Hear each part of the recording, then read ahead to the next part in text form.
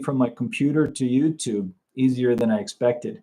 So today, what I wanted to do was talk about uh, some of the different countries that I've lived in and worked in, and share those experiences with others.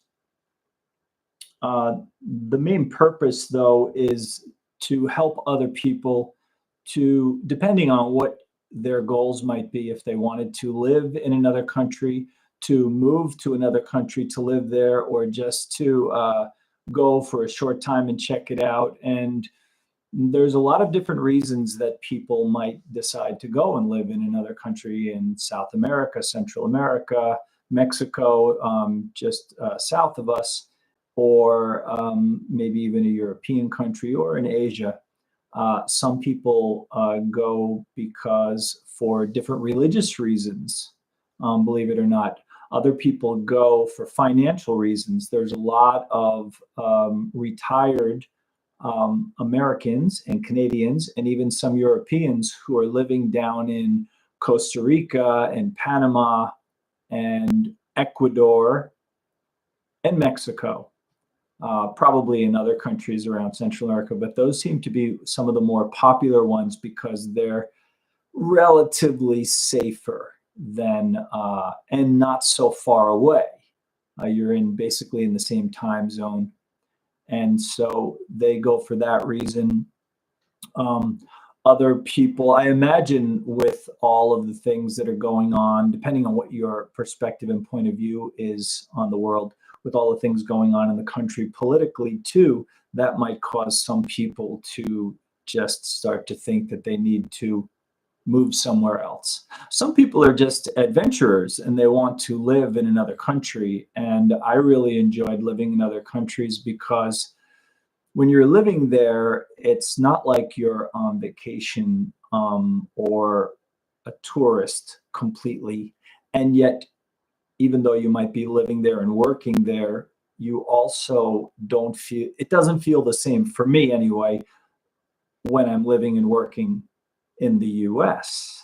So it's like this combination of you're living and working, but it's also every day is kind of an exciting adventure. There's something new because it's not your country. So besides the language, but there's everything is kind of unique. And even after a few years, you're still, it can be kind of, it's interesting. So it's weird because it's a combination, you get used to it, but it's also always something unique and different and fun.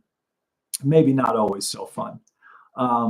So if you do have any questions, please type in your question and then I'll read it and then I'll try to answer it if there's something that you want me to focus in on.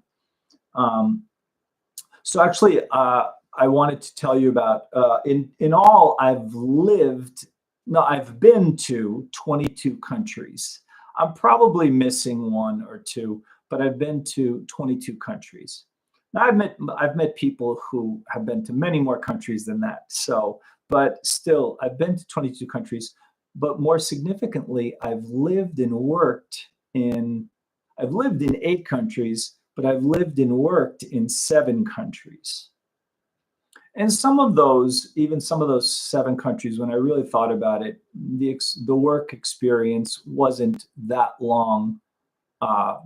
So let me kind of go in chronological order. The first country was, I'm not going to talk much about it, but the first was Spain.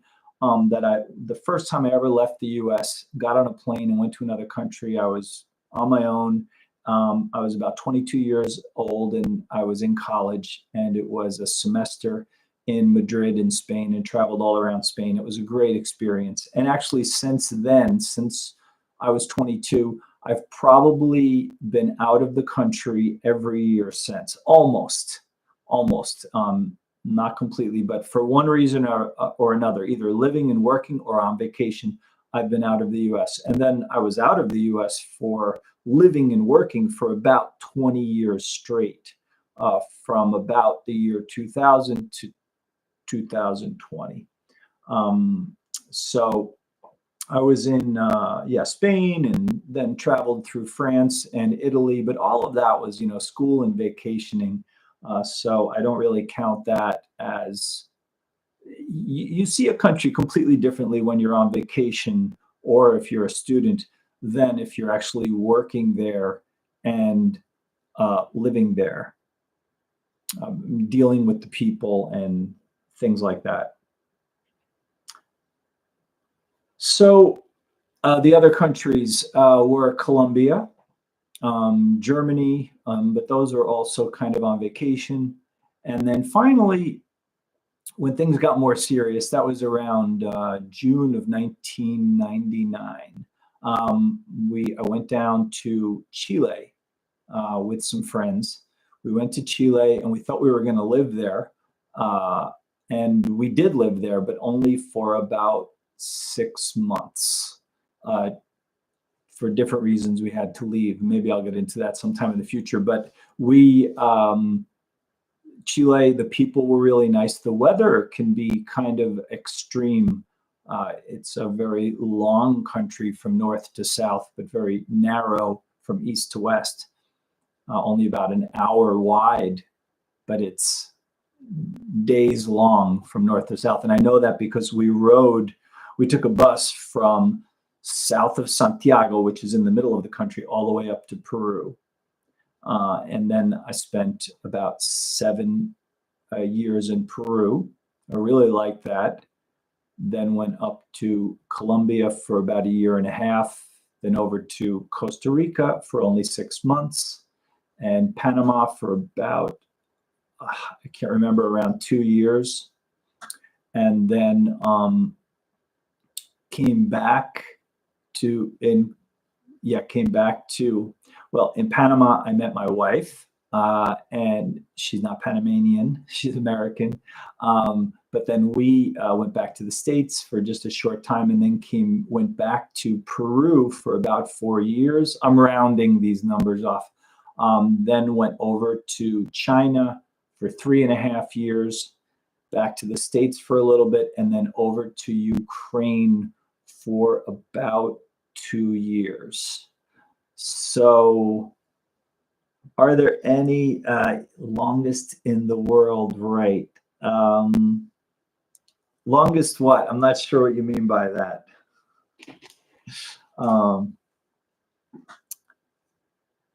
Because the longest country. Oh yeah, you're right. It is. Chile is an amazing country because it's longer than the U.S. is wide. If you were to take Chile and lay it over the U.S., it would hang over from New York to L.A. It would hang over into the 2 oceans. It's a little bit longer than the U.S. is wide. So yeah, amazing. I don't know though if it's wider than Canada is though, because Canada's wider. I'm not sure, but yeah, it's really long.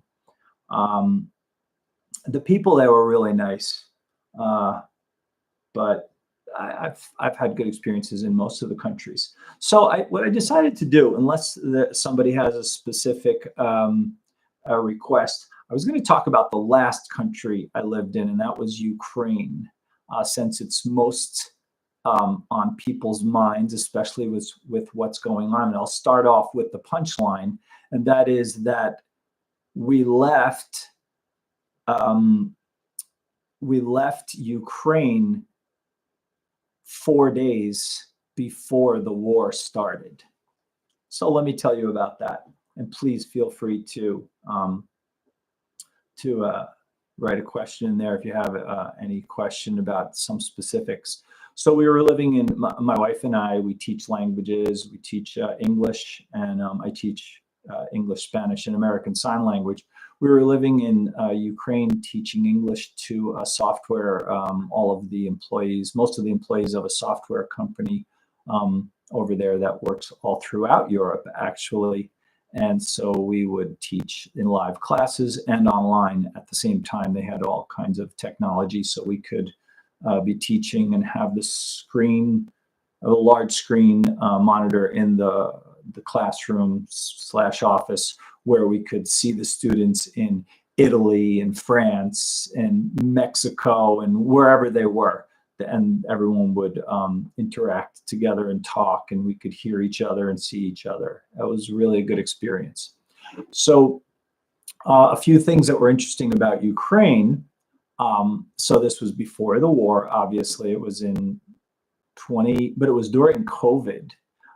It was the worst part of COVID, actually. But it turned out to be a blessing because I think things were worse for people here in the States for COVID. When we got to Ukraine, even though they had like certain things about masks and social distancing and all these things, they were really relaxed about it. So they would kind of do it, but then just pretty much ignore it. And there were no, didn't seem like there's any kind of, they weren't that strict about it.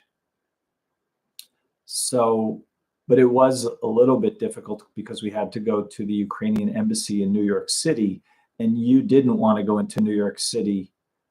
And that was in like July of 2020. It was bad. It was bad with COVID. Like everybody was really paranoid about it, about everything, about coming near people. We didn't know what everything was, and so oh, it was the worst time, Callum. And so but we went we went into New York City. We got our visa, and they were actually really fast and efficient at the Ukrainian embassy. And then by the end of July, that was in June. By the end of July, we were in July 28th, 2020. We were in Ukraine, and yeah. I'll just tell you my impressions.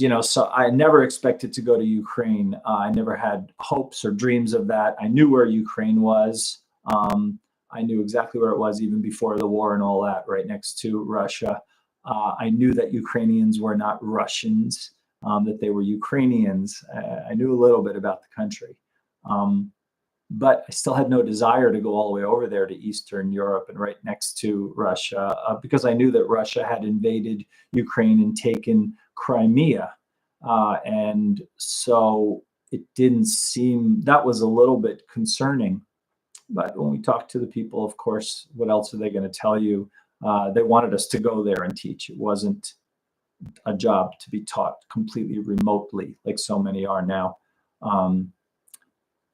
And so it was a good opportunity. And so we wound up there. But a few of the things, the Ukrainians, I knew that culturally they were similar to Russians, really kind of serious people and seemed like humorless. But actually they were really nice, really friendly.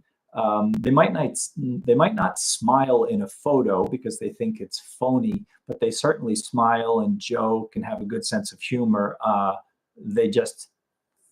They're sincere. They're really sincere people, and they seem to pretty much always tell you the truth, and they're direct. And that was kind of refreshing because in Latin America, they are always smiling at you and friendly and happy, but they're not always telling you the truth. Quite often, they're not telling you the truth. So we'll talk about that sometime. And I like Latin Americans.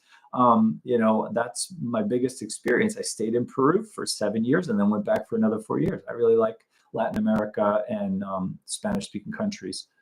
But the culture was much different. So the Ukrainians are in some ways a lot more like Americans than Latinos are, Spanish speakers are.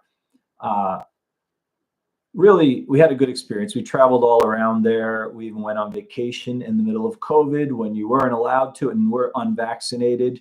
And so by then we had our work visas. We got those right away, actually.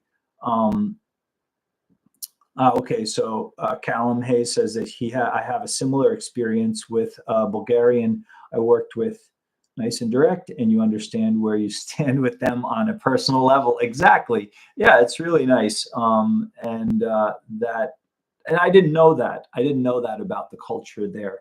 And so that was a nice surprise. But we wanted to go to Italy while we were in Ukraine, while we were in Europe. We wanted to go to Italy, but it was during COVID. Italy was almost impossible, especially for unvaccinated people, and we weren't getting vaccinated. And so my wife researched all around all different places from Egypt to Portugal to Spain and all over. And so finally we decided to go to Spain. And so the nearest airport for us, or one of the nearest like international airports that have a lot of connections and good flights, is just due south of Odessa, Ukraine. We lived in Odessa. If you just go south across the Black Sea, you'll wind up in Istanbul, Turkey. And from there, Turkish Airways goes to so many places.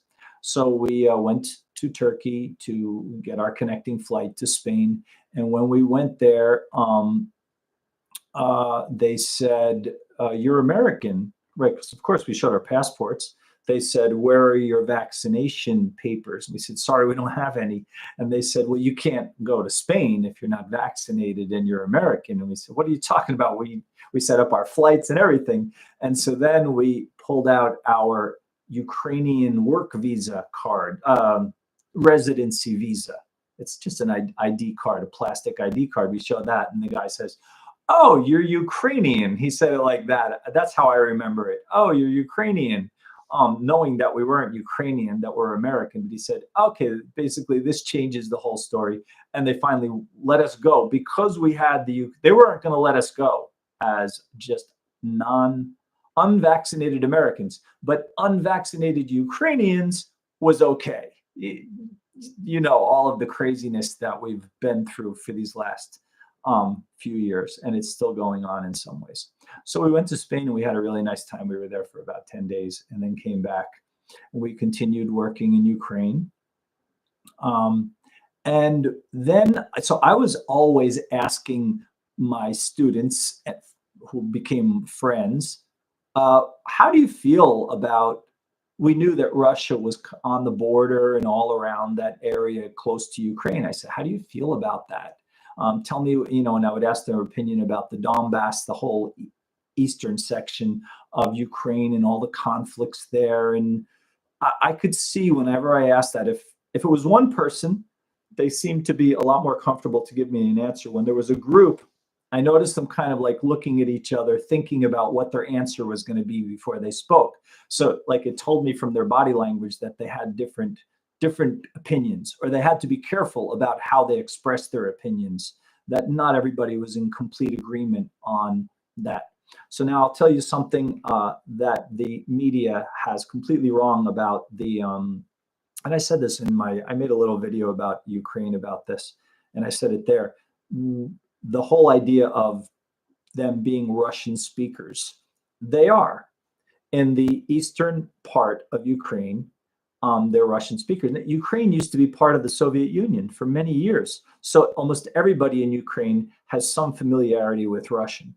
And Russian and Ukrainian are kind of similar languages the way Portuguese and Spanish are. So I've never really studied Portuguese, but I can understand, depending on how the person speaks, I can read 90% of it. And I understand it when I see it, but I can understand it when it's spoken, maybe 50%, or less. It depends on what vocabulary they're using, if it's similar Spanish words or not. Ukrainian and Russian are like that. So it's not that they can totally understand each other, but they are kind of related. And I'll tell you how much they're related. When I was there, so when I went to Odessa, I immediately, even before that, I started to study Russian because everyone there speaks Russian in Odessa. But everything that in the city, because it's Ukraine, everything is written in Ukrainian. So imagine if you're trying to learn Spanish, but you're in a place where everything's written in Italian. And so it was a really strange experience. So even though Spanish and Italian are kind of close, they're not the same language, and it's not really helping you. But I even noticed similarities, the same way there are similarities between Italian and Spanish. So I was learning the Russian word, and I would see the words written on different places, like for elevator or exit or entrance or bank or whatever it was. And I would read it and I could sound it out. I figured out how to, I learned how to pronounce the Cyrillic alphabet. And a lot of times it was the same word that I had learned in Russian.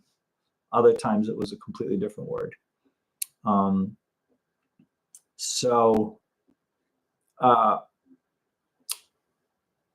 After being there all that time, asking different people, what do you think? I started to notice that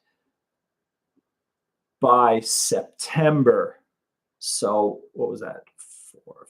5 or 6 months before the invasion and before the war started, in September, when I asked my students and friends, what do you think about the whole Russian situation? That was the first time I started to hear, not completely, until September, every answer was like, oh no, they would never invade. They will never invade. We've seen this for the last 7 years. Nothing's going to happen. No problem. In September, so about 5 months before the war started, a few people started changing their mind. A few of them still said, no, nothing's going to happen. But a few of them started to say, yeah, actually, I'm thinking of going to visit or live with my brother, cousin, friend in Poland or in this country or in some other country in Eastern. Like, they were actually making some plans. They were conceding that it could get worse. So that kind of opened my eyes a little bit to it. And so my wife and I were kind of concerned, because also the U.S. Whatever they call embassy or consulate was saying all Americans should leave Ukraine. Our whole family was telling us all Americans should leave Ukraine. They were saying, what are you guys still doing there? And so we contacted our boss, who actually didn't live in Ukraine. He lived in Estonia. And we said, hey, what do you think? It looks kind of bad, right? And he was like, no problem. He did the same as everyone else, and he played it down completely, because we were thinking, should we just leave to be safe? Because everyone else was saying it. And he even said, because when you're in Odessa, you're pretty close to, what's the name of the country next to Ukraine? I forgot now. Moldova. You're only about a 2-hour drive from Moldova. And so that's what he said. Oh, you could just hop on a bus and go to Moldova. And I thought, yeah, I want to be traveling around Eastern Europe with my luggage, with all my possessions. So we just thought everything was still, fine. I mean, it was a threat, but we weren't trying to be cool about it. Still, the whole COVID thing was going on. This was now 2022, right? February of 2022. Yeah. And it's Friday. The week is over. Finished our work week. We went shopping. We had, we just put all of our groceries away. We're ready to just relax for the weekend. And it's about 3 or 4 in the afternoon on Friday. And I checked my email for some reason. It's a good thing I did.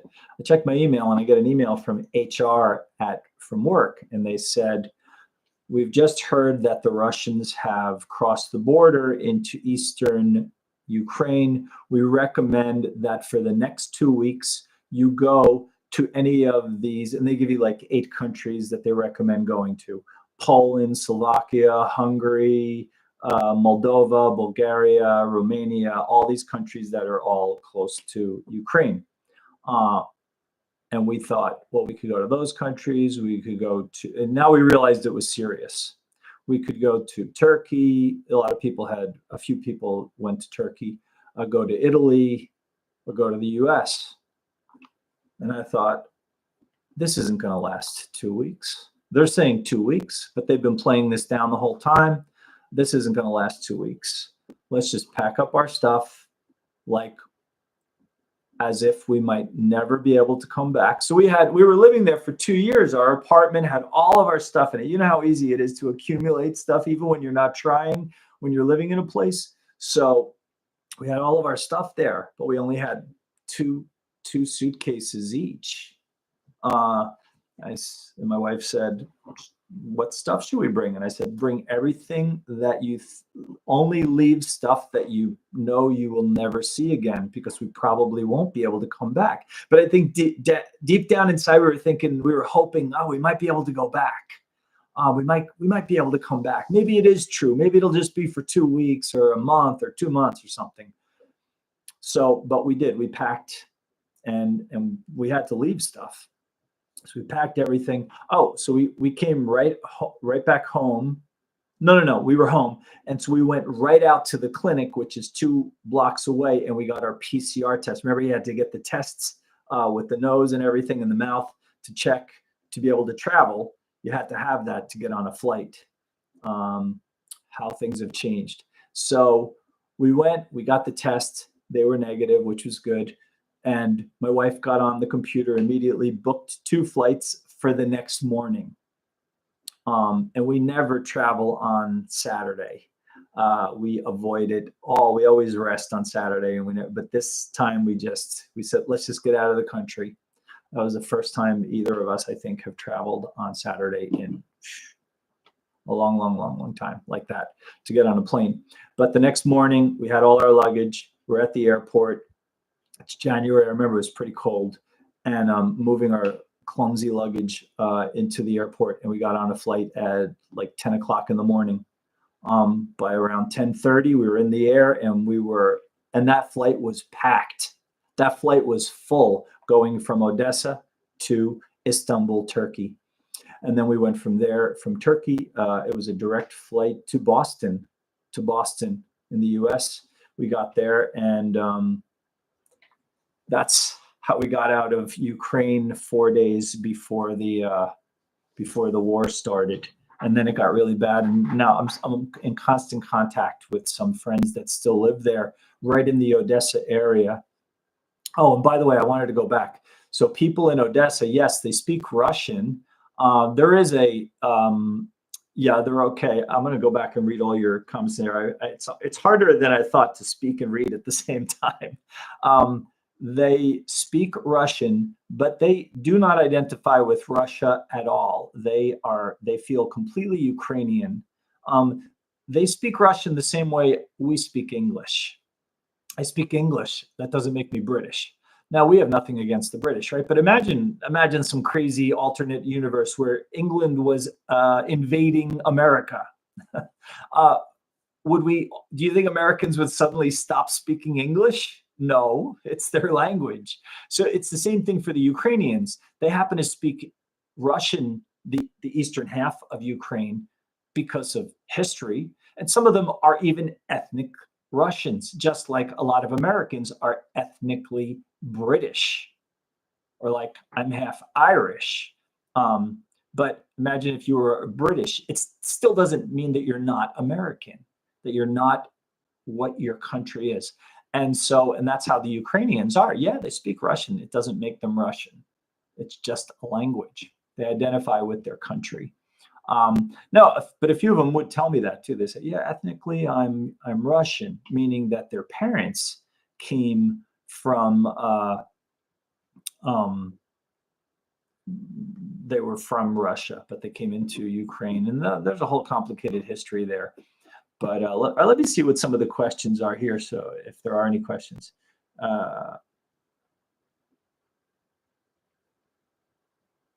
So you've had more time, even though being forced to learn Cyrillic and Russian, kind of disowned it immediately after the wall fell. Yeah. Oh, yeah. And that's interesting, Colin, because the Ukrainians now, even though their language is Russian in that part, there is a strong effort right now to speak Ukrainian. So they know Ukrainian more or less, some stronger, some weaker, because they have to use it when they go to school. In school, they use Ukrainian for everything, for all their degrees, all their studies. They use Ukrainian, and so they know it. They just haven't. Many of them haven't had to use it, and they're not so good speaking Ukrainian. But now they're all forcing themselves, even in spite of what I just told you about using the Russian. They do feel like a self-imposed pressure to use the language that identifies more with their country. Also, just to push back against Russia, to have nothing to do with Russia. I could see Ukrainian, because of this, Ukrainian people's identity even stronger, and also their language in another generation or so, fewer and fewer people speaking Russian. The way now it's almost half the country can speak Russian really fluently. Even the president Zelensky, they told me that he was only speaking Russian up to a few years ago. He knows Ukrainian really well because the people in Kiev, the capital, they speak both, go back and forth a lot. But so he only speaks Ukrainian now, but he speaks Russian perfectly. Let's see.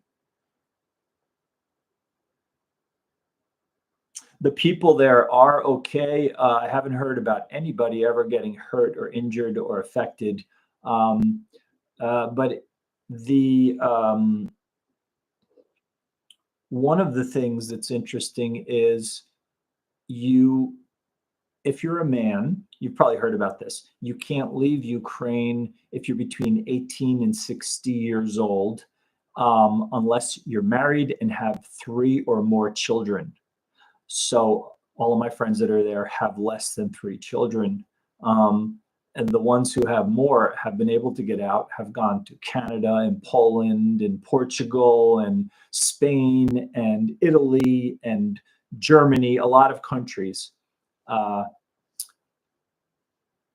Some of the stories are really heartbreaking. Going up to the gate to go from Ukraine into Moldova, and so they would meet up with the Ukrainian guards, and they would see that they only had 1 or 2 children.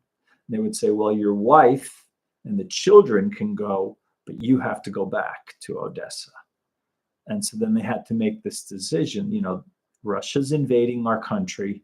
Should we separate the wife with 2 small children, go into Moldova? And now maybe to us, to Americans, you might think, oh, Ukraine, Moldova, all the same thing. No, it's not. These are completely different countries. It was another language, another money, another culture.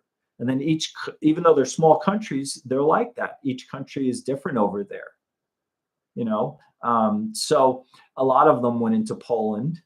Millions of Ukrainians went into Poland. The Ukrainians told me, especially the ones in the West that speak more Ukrainian, they feel like their culture is kind of similar to the Polish. Even their language, the Ukrainian language, is much more similar to Polish than Russian is. That's the impression that I got from them. Not that they're like identical, but that there are some things that are similar.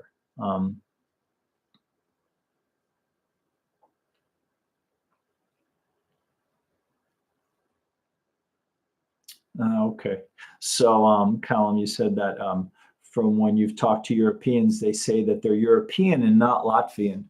Wow, that's interesting.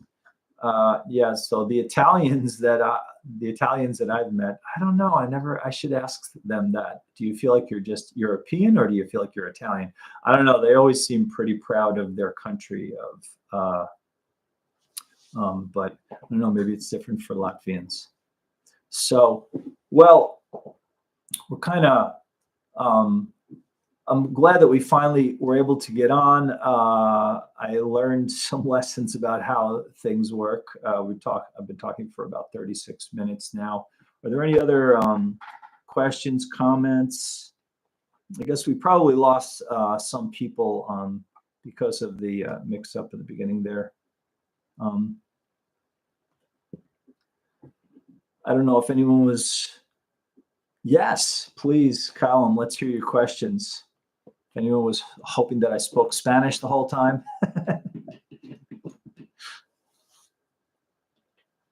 So, so Rado, you didn't hear about some of the things that were going on in Ukraine. Yeah, there's a lot of interesting things. So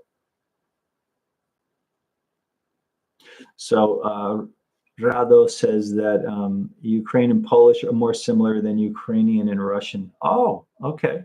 Yep. Yeah, I know it's all like kind of the same language group. The way Spanish, French, Italian, Portuguese, and Romanian are the same language group.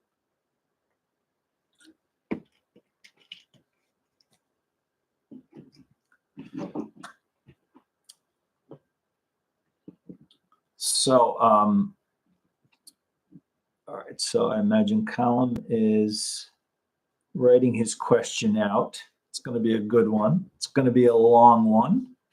Here, let's see. We have someone saying they are European is like saying you are North American if you are Canadian, but maybe they do that because each country in Europe is so small. Could be, could be. Um, Yeah, it was. We traveled around Ukraine a little bit. We traveled to. We only traveled through. Actually, we did not travel around Ukraine as much as we may have liked. Again, it was during COVID, but we did go up to near Lviv. Lviv is over closer to Poland. So Column says, well, I'm thinking about moving to Argentina from the UK at some point in the future. It's funny learning both Spanish dialect and Argentinian Spanish at the same time. Oh, well, that's a great topic. I've had Argentinian students and spoken with Argentinian people. It's interesting that they say a dialect. I've never learned a separate language to speak with Argentinians, so I only know one Spanish, and I have no problem speaking with Argentinians. So, in my opinion, they speak Spanish, and that's true. I know a lot of people wonder like how different all the different varieties of Spanish are, and so yeah, learn the tango. Um, I can speak with Puerto Ricans, Cubans, Dominicans, Spaniards, Venezuelans, anyone who speaks Spanish. Does that mean I'm going to know all of their slang? No, but slang is slang, and that's true of any place. Even in the U.S., the new slang that kids come out with now, I might not understand, but I understand Spanish. And so I would just encourage you learn Spanish or continue to learn Spanish. When you know Spanish, you can speak with Argentinians. Now, do they use the voceo, the vos? Yeah, you're probably familiar with that. The vos is just like in a lot of European languages, Spanish has two words for you. Actually, Spanish has four words for you. So you have the usted and the tú. Usted is with formal, person that you're not so close to or that you want to keep at arm's length from you. And tú is for your friends, or if you're older, maybe the way you would speak to a younger person. It's a more familiar way of speaking, or with family members. But it's used slightly differently in every country I've lived in.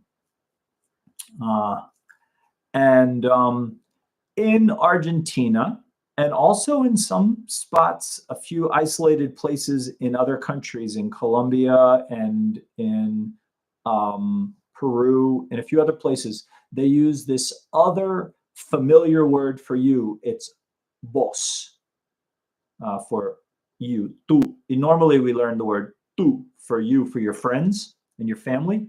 In those countries, for their friends and family, they will use vos.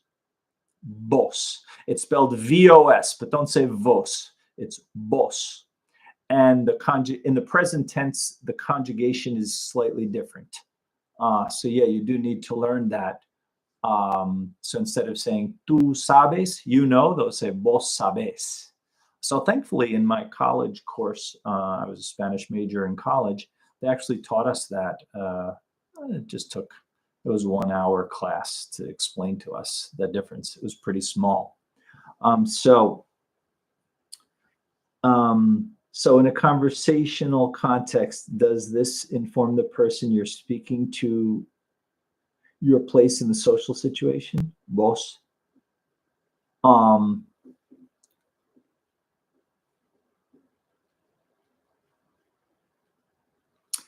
not sure about that. It's interesting. Argentinians to me seem to be very, in a way, for Latins, they remind me of Americans because I don't notice too many Argentinians even using usted, the more formal. They seem more relaxed and want to be inclusive, and they use vos with everybody. So the Argentinian, I have no close Argentinian friends. So all of the Argentinians I ever spoke to were people that met I met for the first time, and they would use vos with me. So they feel that they're very, that's a sign to me that it's a type of people who do want to be very relaxed, friendly, chummy with everybody. And I always got that impression from Argentinians. Um, but my experience is small. I never lived there, so I can't talk about all Argentinians. But yeah, you definitely want to, you'll have to learn that. And then they pronounce their L's and Y's more like a sh and a sh instead of like a Y sound. Like for chicken, pollo, they'll say like pollo, pollo. So it can throw you off, but you get used to the accent. If you're going to go live there, yeah, you'll wind up speaking like them, and you'll get used to that fast. But that's basically the only difference. But other than that, they're educated. They have really good education system there. It's free education, and but be cautious. I hear there are some security situations. Be on the cautious side. Watch your bags. Watch your stuff. There's thieves in a lot of those countries that will be looking to take advantage of you. Never flaunt whatever you have. Always just and most foreigners and Europeans and Americans tend to do that. We all look like hobos and bums wearing just a ragged t-shirt and jeans because you want to kind of just blend in and not stand out. But that's smart because there's always people looking to take advantage of and steal your camera or steal your backpack. You set it down for a second and look away, and that backpack is gone. That backpack is gone. That's why you'll see the natives, watch the body language of the natives. They will always put the backpack down in between their legs if they have to rest, or wrap it around your arm if you're sitting in a bus station for a long time and you want to just, even on a plane. Let's see. Rado says, I would also love to move to some Latin country for some time after a long time in Norway. Yeah, yep.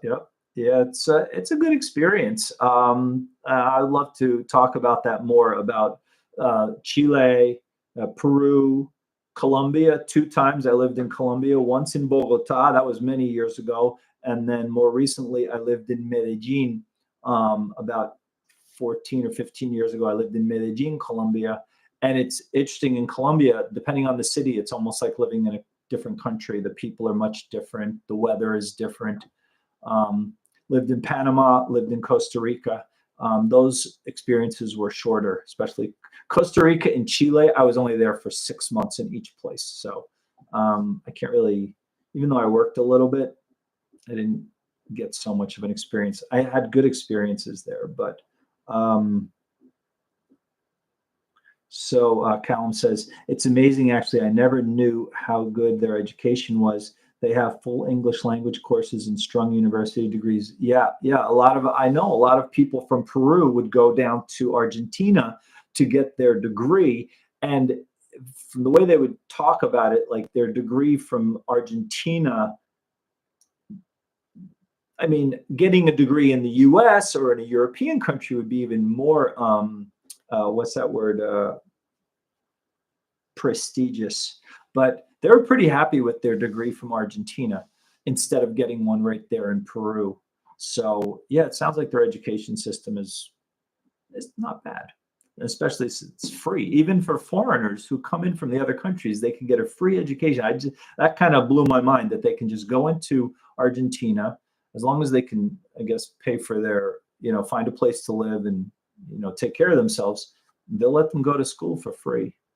So that's kind of interesting. Not all the other countries don't do that.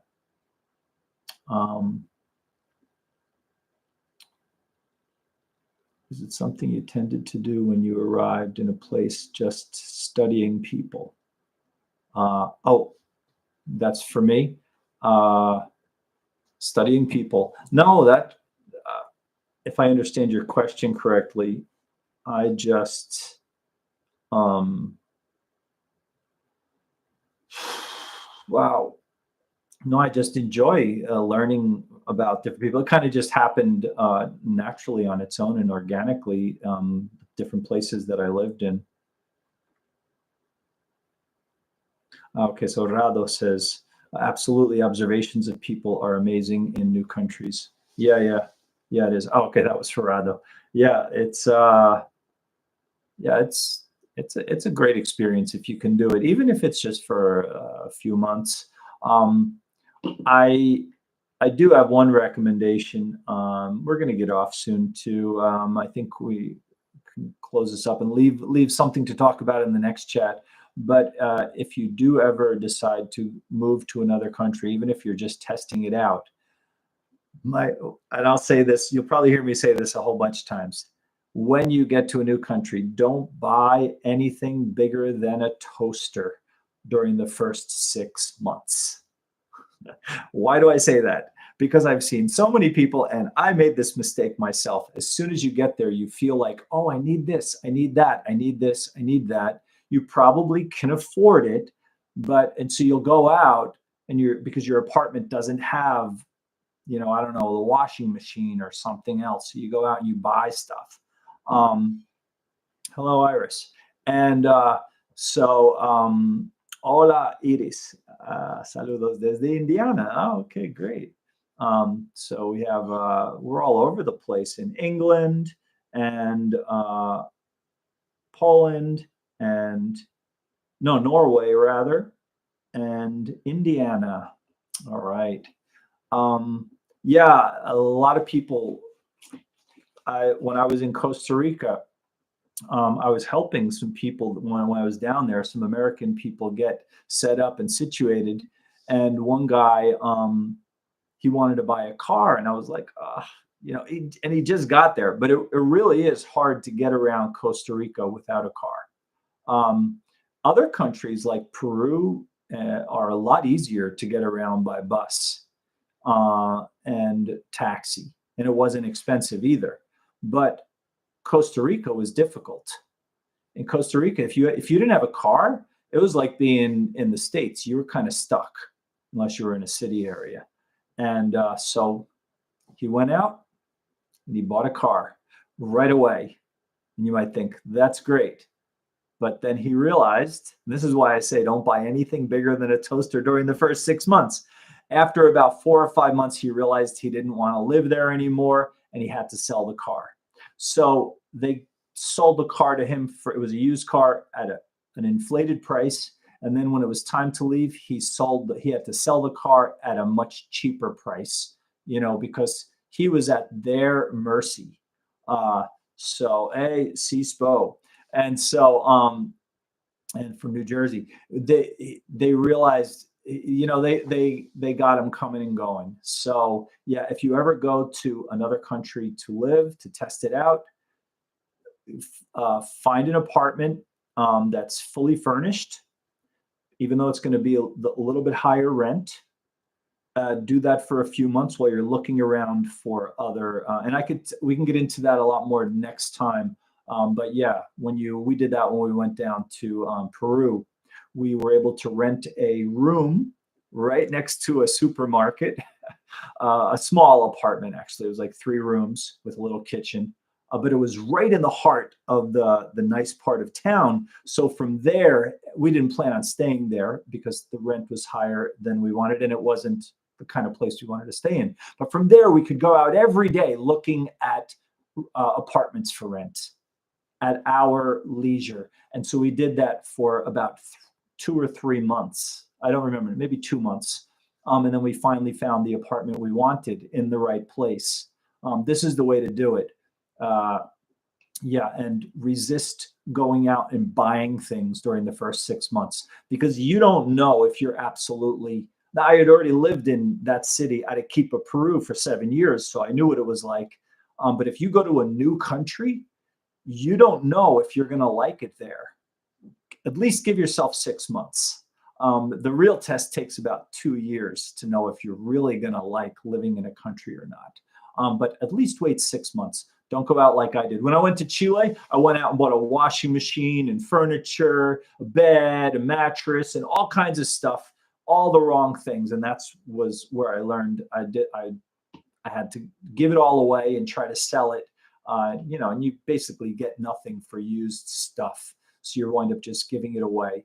And so you don't want to do that. Just find a furnished place, wait, because in 6 months, you'll have an idea if you really hate the country and you have to leave.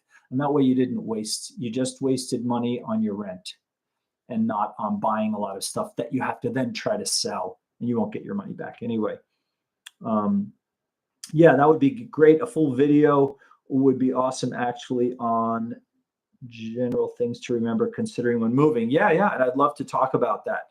So thanks, everybody. I really appreciate. We probably won't be meeting at this time again at 7. I didn't realize how early it was. It'll probably be maybe 1 hour later, and then that gives people well, Indiana is the same time zone, but that will give people better time.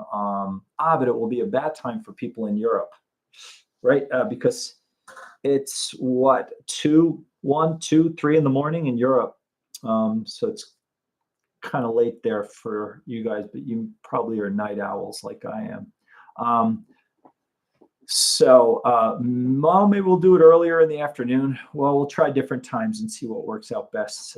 Any final words from everybody? It was really fun talking about these things and remembering my time in Ukraine. And we'll leave. 1:15. That's not so bad. 1:15. Yeah, that's almost early. I appreciate all of your questions and your comments and your support. I wish you all a great night, and we'll see you next time. Have a good one. Take care. Adios. Nos vemos. Que les vaya muy bien. Ciao. Buonanotte. Buonasera.